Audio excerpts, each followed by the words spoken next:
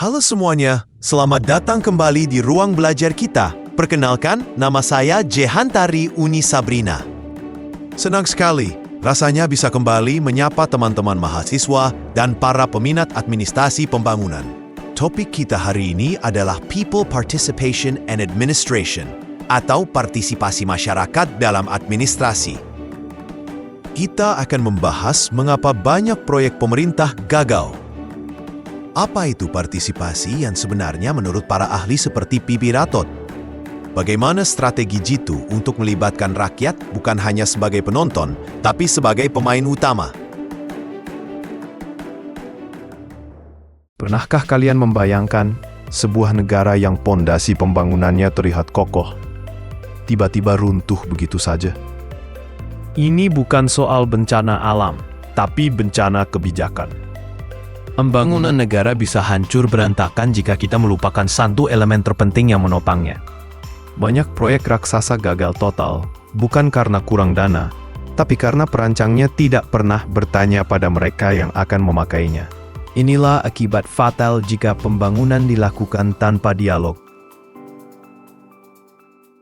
Jawabannya bukan pada uang yang lebih banyak atau mesin yang lebih canggih. Kunci emas kesuksesan pembangunan itu cuma satu, partisipasi rakyat. Rakyat tidak boleh lagi didudukkan di bangku penonton hanya untuk tepuk tangan.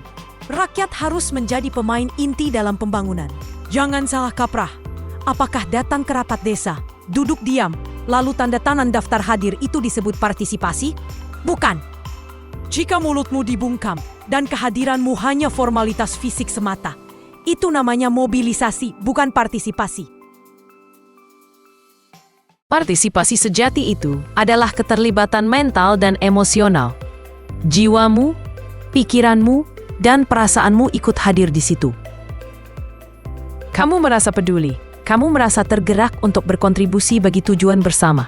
Rakyat tidak boleh lagi dijadikan tukang stempel untuk melegalkan keputusan yang sudah dibuat sepihak. Partisipasi aktif artinya berani menyuarakan ide, memberikan kritik yang membangun, dan siap mengambil tanggung jawab.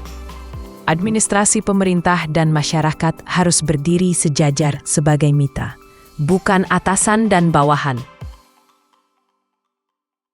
Rakyat tahu di mana bahan baku murah. Rakyat tahu cara kerja yang hemat. Dengan melibatkan mereka, biaya proyek bisa ditekan drastis.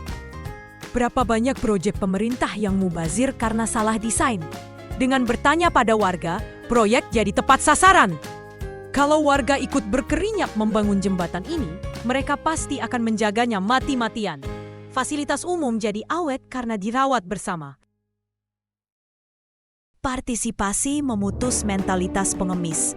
Rakyat dididik untuk percaya pada kekuatan sendiri, sehingga tidak melulu menunggu bantuan turun dari langit. Ini membebaskan kita dari ketergantungan abadi pada pemerintah pusat. Ketika rakyat merasa didengar, kemarahan mereda. Demonstrasi anarkis berkurang karena ada saluran dialog yang terbuka. Harmoni tercipta karena kebijakan dirasa adil bagi semua pihak.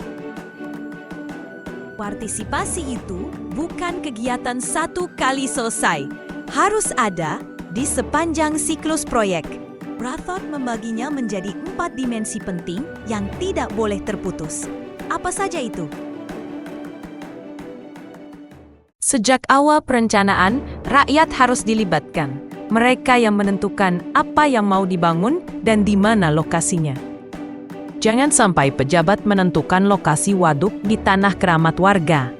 Rakyat berkontribusi nyata, bisa lewat tenaga kerja gotong royong, sumbangan material, atau pengelolaan administrasi proyek. Di sini teori berubah menjadi keringat dan aksi nyata.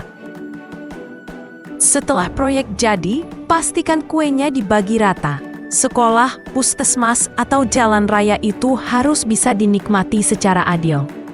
Jangan sampai hasil pembangunan dibajak oleh segelintir elit saja.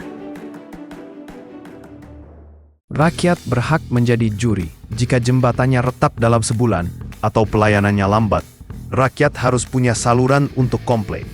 Kritik rakyat adalah data paling jujur untuk perbaikan kinerja pemerintah. Realita di lapangan seringkali pahit. Partisipasi rakyat tidak terjadi secara otomatis karena ada tembok-tembok raksasa yang menghalanginya. Mari kita bongkar apa saja musuh utama partisipasi ini.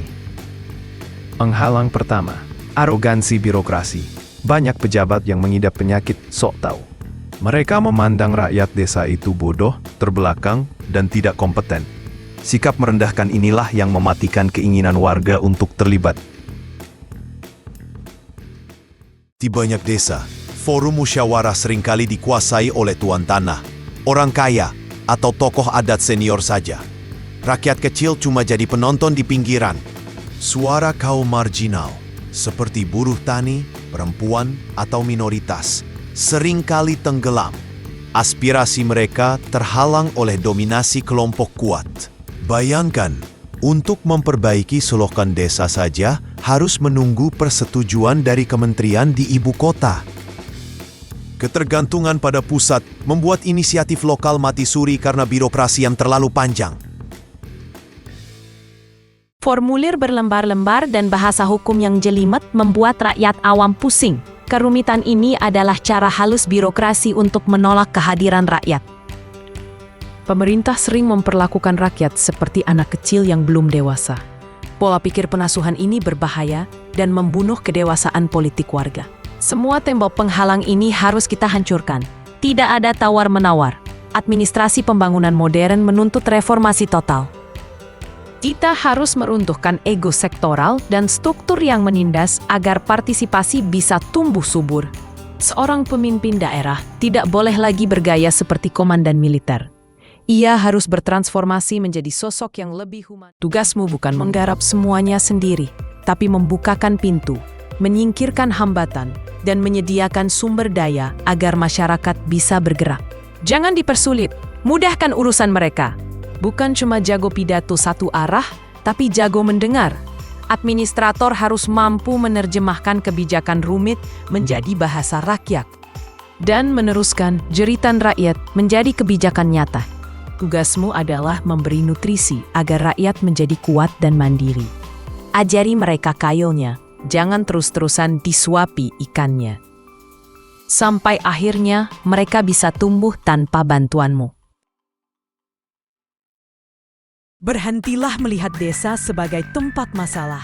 Lihatlah ke bawah, gali lebih dalam. Kearifan lokal adalah berlian tak ternilai yang bisa menjadi solusi pembangunan. Jangan memaksakan membentuk organisasi baru. Ajak bicara kelompok tani dan dewan adat yang sudah dipercaya warga. Pangkas birokrasi yang berbelit. Buatlah prosedur partisipasi yang simpel dan transparan. Ketika hambatan-hambatan tadi berhasil disingkirkan, hasilnya akan luar biasa. Pembangunan bukan lagi menjadi beban negara, tapi menjadi gerakan semesta rakyat. Nah, sekarang saya bicara pada kamu. Ya kamu, calon pemimpin masa depan. Teori ini bukan sekadar hafalan ujian. Ini adalah cermin. Tanyakan pada dirimu sendiri. Pemimpin macam apa yang kamu inginkan? Yang ditakuti atau yang dicintai? Refleksi pertama, jangan jadi birokrat yang nyaman duduk di menara gading, terisolasi dari realita. Lompatlah turun, kotori sepatumu dengan lumpur desa. Karena kebijakan terbaik tidak lahir di ruang AC tapi lahir di tengah keringat rakyat. Endahkan hatimu untuk mendengar. Gelar sarjanamu tidak membuatmu lebih tahu segalanya dibandingkan petani yang sudah puluhan tahun menggarap tanah. Rakyat adalah gurumu yang paling jujur di lapangan. Hormati pengalaman mereka. Jadilah perekat sosial. Rangkul semua golongan tanpa membeda-bedakan isi dompet. Pastikan si miskin punya suara yang sama lantangnya dengan si kaya. Keadilan sosial adalah pondasi dari partisipasi yang berkelanjutan. Bangunlah kepercayaan. Partisipasi mustahil terjadi jika rakyat curiga pada pemimpinnya. Tepati janjimu. Transparanlah dalam anggaran. Sekali kepercayaan tumbuh, rakyat akan memberikan segalanya untuk kemajuan bersama. Kekuatan sejati pembangunan ada di tangan rakyat, bukan di tangan pejabat. People power dalam administrasi bisa mengubah wajah bangsa. Sadari posisimu, Kamu adalah civil servant, pelayan publik. Lepaskan mahkota arogansimu dan mulailah melayani dengan ketulusan hati. Engagements should be genuine. Itu adalah kehormatan tertinggi seorang administrator, bukan sekedar jabatan. Masa depan administrasi ada di tanganmu. Jadilah pemimpin yang membumi dan akarnya menancap kuat ke bawah. Mulailah perubahan itu dari lingkunganmu sekarang, sekecil apapun itu.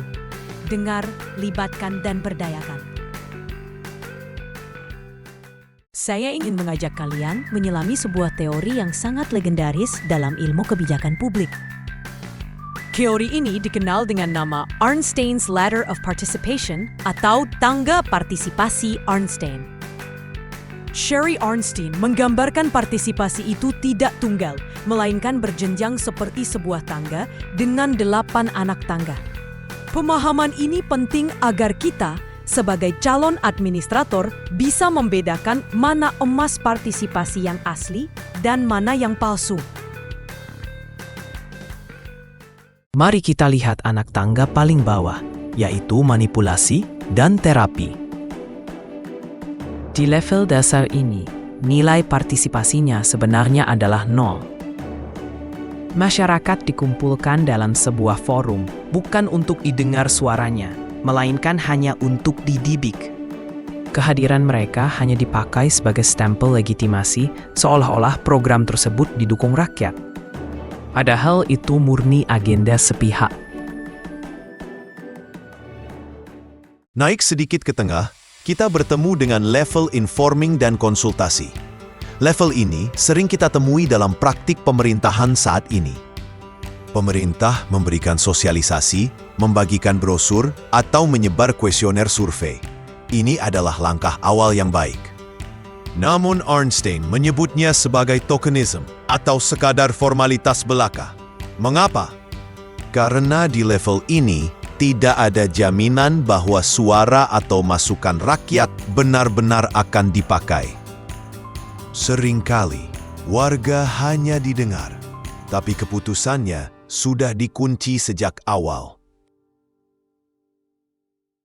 Tujuan utama kita dalam administrasi pembangunan modern adalah mencapai 3 anak tangga teratas. Partnership, delegated power, dan puncaknya adalah citizen control. Di zona inilah redistribusi kekuasaan benar-benar terjadi. Masyarakat dan pemerintah duduk sejajar sebagai mitra. Masyarakat memiliki wewenang untuk bernegosiasi dan memveto keputusan yang merugikan.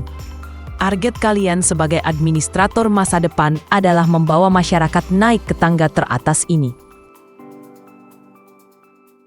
P.B. Rothod menekankan peran voluntary agencies atau NGO dan LSM. Kenapa pemerintah butuh mereka? Ini karena birokrasi pemerintah mempunyai keterbatasan. Birokrasi cenderung kaku, prosedural, lambat dan terlalu formal bagi sebagian masyarakat. Selanjutnya, ada satu catatan kritis yang haram untuk kita lewatkan, yaitu isu gender and partisipasi. Seringkali, ketika kita mendengar kata rakyat atau masyarakat, bias pikiran kita langsung tertuju pada laki-laki, bapak-bapak, tokoh adat, atau kepala keluarga saja. Padahal pembangunan yang sukses dan adil itu haruslah inklusif. Tidak boleh ada satupun kelompok yang tertinggal. P.B. Rothod dan para ahli administrasi modern sangat menekankan urgensi pelibatan perempuan secara aktif dalam setiap tahap pembangunan. Bagaimana sebenarnya cara seorang administrator mengumpulkan partisipasi ini di lapangan? Apakah cukup hanya dengan rapat setahun sekali? Tentu tidak. Jangan hanya terpaku pada ritual tahunan seperti musrenbang. Meskipun penting, musrenbang seringkali terlalu formal dan kaku. Ada banyak metode kreatif lain yang bisa kalian terapkan. Poin terakhir dalam pembahasan materi ini, dan mungkin yang paling fundamental, adalah soal struktur kekuasaan. Benih partisipasi rakyat tidak akan pernah bisa tumbuh subur di atas tanah yang tersentralisasi secara kaku. Syarat mutlak partisipasi adalah adanya demokratik desentralisasi. Jadilah Administrator yang tidak hanya pandai memerintah di balik meja, tapi pandai mendengar di tengah warga. Terima kasih telah menyimak sampai akhir. Sampai jumpa di video selanjutnya. Salam administrasi dan salam pembangunan untuk Indonesia yang lebih baik.